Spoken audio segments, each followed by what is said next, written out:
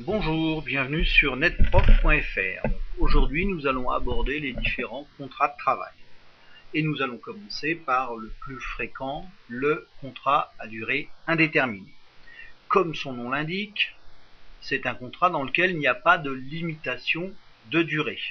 Et on va le conclure soit à temps plein, soit à temps partiel, et l'employeur, le salarié, signeront ce type de contrat. De plus en plus, ces contrats sont écrits, et principalement s'ils sont à temps partiel. Alors, voyons ce qu'on va y trouver dans ce contrat à durée indéterminée. Un des éléments incontournables de ce contrat, c'est la fonction, c'est-à-dire le salarié doit savoir quel emploi il va occuper. Même chose pour sa qualification professionnelle, et on devra lui indiquer son niveau hiérarchique, tout compte fait, s'il est agent de maîtrise, employé, ouvrier ou cadre. Il trouvera aussi la durée du travail, généralement 35 heures, mais si l'on est sur un contrat à temps partiel, il y aura la durée exacte de son temps de travail. Figurera aussi sa rémunération, ça veut dire que le salaire de base figurera écrit sur le contrat et il peut y avoir en plus différentes primes. Même chose pour les congés payés. Sur son contrat, on lui expliquera ou on indiquera comment sont calculés les congés payés, aussi bien au niveau des droits acquis en jours que en valeur, en salaire. Même chose, s'il a une période d'essai, on devra la retrouver sur son contrat, bien entendu. Si notre salarié décidait de démissionner, là aussi sur son contrat doit figurer les différents délais de préavis, qu'ils soient pendant la période d'essai ou en dehors de la période d'essai. Un certain nombre de clauses peuvent apparaître dans un contrat de travail, comme la clause de mobilité, la clause de non-concurrence. Deuxième type de contrat de travail, c'est le contrat à durée déterminée. C'est le premier, c'est un contrat précaire, c'est le premier que nous allons aborder comme contrat précaire, tout simplement parce que son but n'est pas d'être durable dans l'entreprise. C'est ce que l'on va voir dans son principe. Quel que soit le motif, ce CDD ne peut avoir pour objet de remplacer un CDI. Donc, le salarié ne peut pas rester en permanence dans l'entreprise. Alors, bien entendu, sur ce contrat, on doit indiquer le motif du recours à ce CDD, c'est-à-dire pourquoi on embauche ce salarié, et la durée.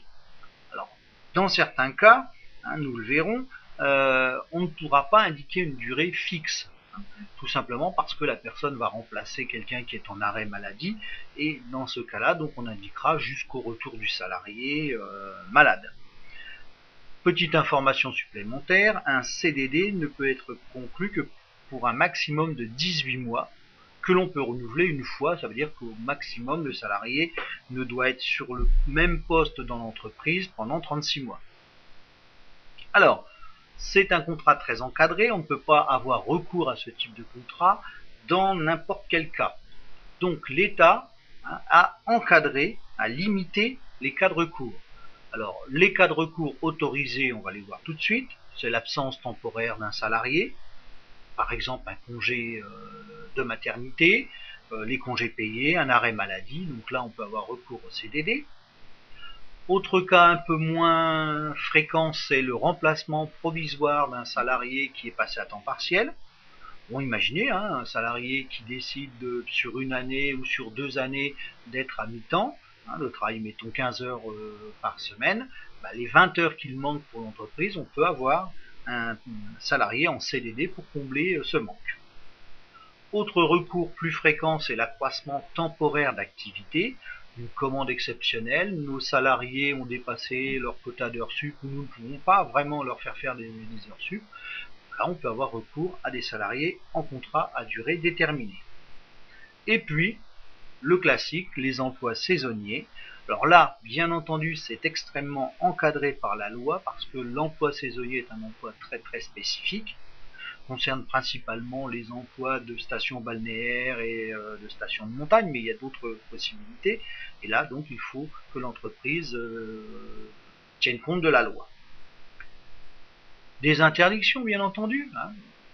le recours au CDD ne peut pas l'être dans tous les cas. Donc, je vous donne 3 cas d'interdiction. Premier cas, bien entendu, un salarié en grève. Les salariés, quand ils sont en grève, ne peuvent pas être remplacés par des CDD. Autre cas, si l'entreprise avait dû licencier dans les 6 derniers mois un salarié pour un motif économique, elle ne pourra, pendant ces 6 mois, remplacer par un CDD la personne, même si l'activité va mieux. Et puis, on ne peut pas avoir recours au CDD pour des travaux dangereux, comme par exemple des amiantages, même si de nombreuses dérogations font que ces salariés ont de plus en plus la possibilité d'aller sur des activités dangereuses. Troisième type de contrat, c'est le contrat de travail temporaire. Alors, tout le monde le connaît, c'est le contrat d'intérim, tout le monde fait. Il est conclu donc entre une entreprise qu'on appelle l'entreprise intérimaire et un salarié, l'entreprise d'intérim et un salarié, l'intérimaire, et cet intérimaire, on va lui confier une mission qu'il accomplira dans une entreprise qu'on va nommer entreprise utilisatrice. Donc si vous analysez bien ce contrat, on va avoir 2 contrats, un entre l'entreprise de travail temporaire et son salarié, et un entre l'entreprise de travail temporaire et l'entreprise utilisatrice. C'est ce que l'on va appeler, dans ce cas, le contrat de mise à disposition, c'est-à-dire c'est un contrat entre l'entreprise de travail temporaire et l'entreprise utilisatrice. Le salarié, lui, signera ce qu'on appelle un contrat de mission entre l'entreprise de travail temporaire, l'entreprise d'intérim et lui. Alors ce qu'il faut bien avoir en tête, c'est que l'intérimaire est donc salarié de l'agence d'intérim. Son contrat doit être écrit et doit y figurer le motif de la mission ainsi que la durée. Il doit savoir ce qu'il va faire dans l'entreprise utilisatrice. En fin de mission, comme souvent on peut avoir des missions très courtes, tous les salariés ont droit, en plus de leur salaire, à ce qu'on appelle une indemnité de fin de mission.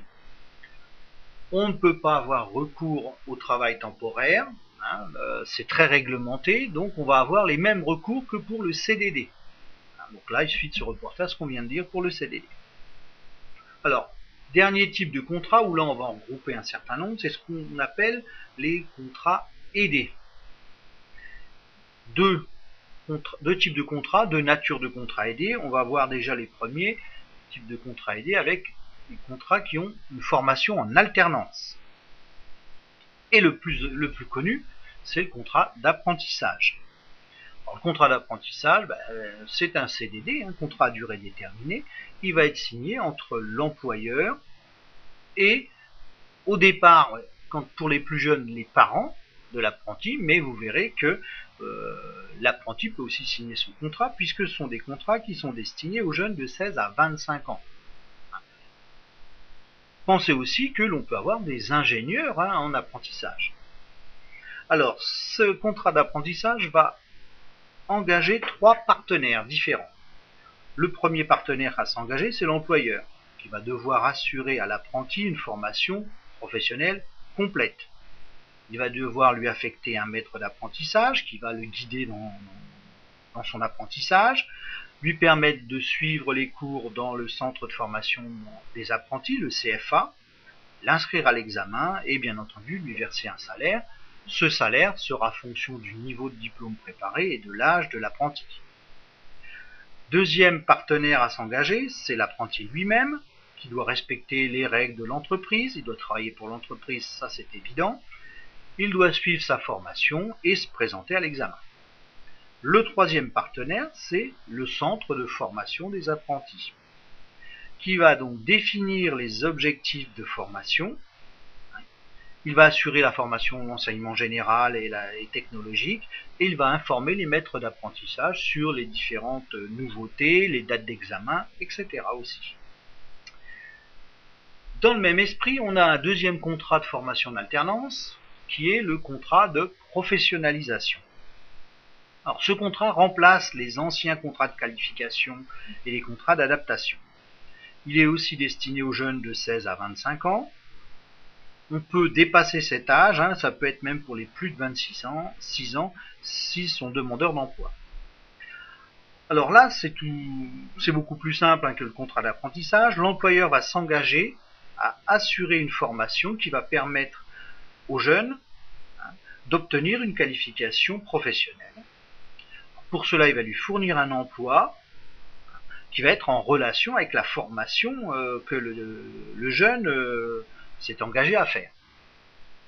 Le jeune, de son côté, va s'engager à travailler pour l'entreprise et suivre la formation. Alors, bien entendu, cette formation va faire partie du temps de travail et il y aura des exonérations sociales pour l'employeur. Deuxième nature de contrat aidé, ce sont ceux qui sont beaucoup plus axés sur l'insertion ou la réinsertion. C'est ce qu'on appelle les contrats d'aide à l'emploi. On va en voir trois, sachant qu'il y en a un grand nombre. Le premier, c'est le contrat d'initiative emploi. Son objectif, c'est d'insérer professionnellement des personnes en difficulté. Alors, ces personnes peuvent être des demandeurs d'emploi de longue durée, des personnes handicapées. Bien entendu, ce contrat sera écrit. Il peut être en CDI ou en CDD. L'employeur, dans ce cas, touchera aussi des aides de l'État. Autre type de contrat d'aide à l'emploi, le contrat jeune en entreprise. Donc là, il est réservé aux jeunes de 16 à 22 ans qui n'ont pas le bac.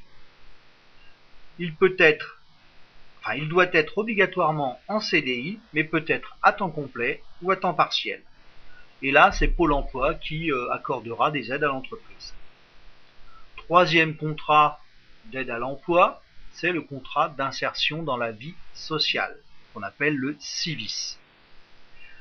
Donc là, c'est pour insérer des jeunes qui sont peu qualifiés, en difficulté pour trouver un emploi, mais ces jeunes ont la particularité d'avoir quand même un projet professionnel. Ce projet doit avoir des axes sociaux ou humanitaires. Et donc les entreprises vont pouvoir les recruter pour les aider à monter leur projet, pour les insérer professionnellement. Ces contrats vont avoir une durée maximale de 3 ans. Ils peuvent être à temps plein, donc à temps complet, ou à temps partiel. Là aussi, les aides de l'État viendront aider ces entreprises. Voilà, on a fait un tour rapide des différents contrats de travail que l'on trouve en France. Je vous retrouve pour un prochain cours où nous parlerons de la rupture du contrat de travail. Merci, au revoir.